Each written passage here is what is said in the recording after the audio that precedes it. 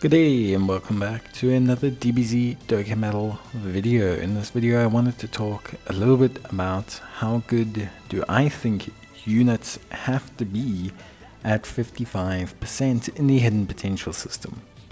Now here's the thing, honestly speaking, I think as someone who's done a lot of the content with units at 55%, at 69% with one dupe, maybe with two dupes, and especially with this celebration with the content that's come out, I personally think at this point all units are kind of where they need to be when they're coming out nowadays. We do have the odd rarity. Physical Raditz I think wasn't built well. I think they had a good idea in mind, I just don't think they executed it well enough.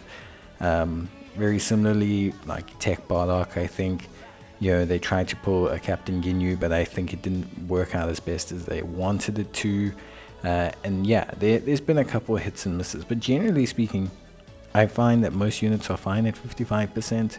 A unit for me should be able to do, or at least participate, or have an effective performance to some degree in the game's hardest content, being Red Zone, the Sin Shenron event, the final stages of these special events like this one against Vegito, with an item.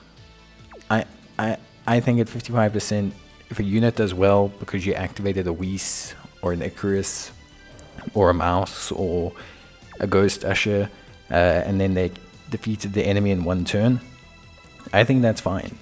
Considering I've done all the Red Zone stages no item with units at 55%, considering I've done the latest Vegito stage with units at 55%. Personally, I think the fact that you can do no item runs at 55% actually means that the units are a bit too powerful for me, because I think items are a core mechanic of the game. So as weird as that sounds, and I'm not saying they need to nerf the units or anything, it's a PvE game. They're supposed to be super fun to use, we're supposed to see big numbers go brr.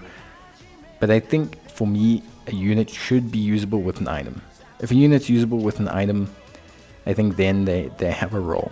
I think they have a place to succeed, and I think they're good for new players. Because what new player is going to go and do Red Zone without using an item? What new player is going to try it for the first time to complete a Red Zone without using an item? I just don't think that's something relevant. So for me, that's kind of where I'm at with new releases. So with this, I'm talking strictly big time LRs, I'm talking DFEs, carnival units, yellow coin LRs. They should all be able to clear content with an item at 55%, and have some level of effectiveness, whether that's even just their revive going off or their active skill going off, whatever the case may be. I think they have to be usable at 55% with an item. Two items, whatever, support memory as well, 100%. But I think that's where I stand on latest releases. Now, EZAs are a bit different. I think personally EZAs can be a little bit wonkier, because I believe EZAs should be provided to fulfill roles. And general banner units I think also can be a bit wonkier, because I think here they can experiment with designs. Like for example, they're experimenting, or especially with Jackie Chin, the free-to-play unit, was kind of the first implementation of this whole I attack the enemy and then gain damage reduction thing, and you can see they're kind of continuing that trend, and I think it's good. In the same way, they have Zamasu here, who excels in certain units against superclass units, and I think that's also fine. Banner units are meant to be additives to teams for certain situations, more so than mainstay run on units for teams. So the general banner units I find need to operate like that.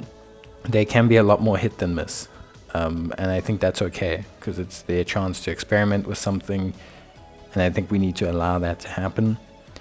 EZA units I think are different, because they have different roles. For example, a lot of people give this Trunks flack, but people don't understand this Trunks' role is to facilitate the int future Gohan while he's transforming. This Trunks is great. I've used him a ton of times. He's the perfect link partner for the int future Gohan, who also EZAs obviously from the same Extreme Z battle. This Trunks Axe, his entire role is to be a foil for that Gohan. His entire role is to be literally the perfect partner for that Gohan. He serves no other purpose. His goal is to be alongside that Gohan, be a second slot unit to that Gohan, give that Gohan cold judgment, trigger that Gohan's passive. That's his entire existence. It's not like Int Mai or Physical Gowasu and Zamasu, whereby they exist to be super solid. And yeah, there are units that will phase out. You know, that's always the case. Time, power creep, these age out units. So units that are good at 55% or barely make it to 55%, they are going to age quicker than others. It's a solid example is this Trunks and Gohan. But that, for me, shouldn't nullify the design. I've used these guys in latest red zones, still at 55%, yes with items, but honestly speaking, with the buff of other units, they still have some relevancy. It's not as much as you'd want them to have. You'd obviously want them to be super strong. We all want units to be super strong. But I think design-wise, you have to accept that there has to be a growth capacity between 55% and Rainbow. Because right now, I actually think 55% is too strong. The fact that I've just pulled the latest unit at 55% and I can very easily no item every single stage shows that we're due another power creep. And this just alienates more of the game. Like, the units are actually too strong now, even at 55%. I mean, Zamasu at 55% is hitting 15 million. It's just very crazy things. So, yeah, for me, I think the units right now are in a great space at 55%. And I think, yeah, I'd love to hear what you guys think about how good they need to be. And let me know in the comments. But that's going to be it from me. Bye.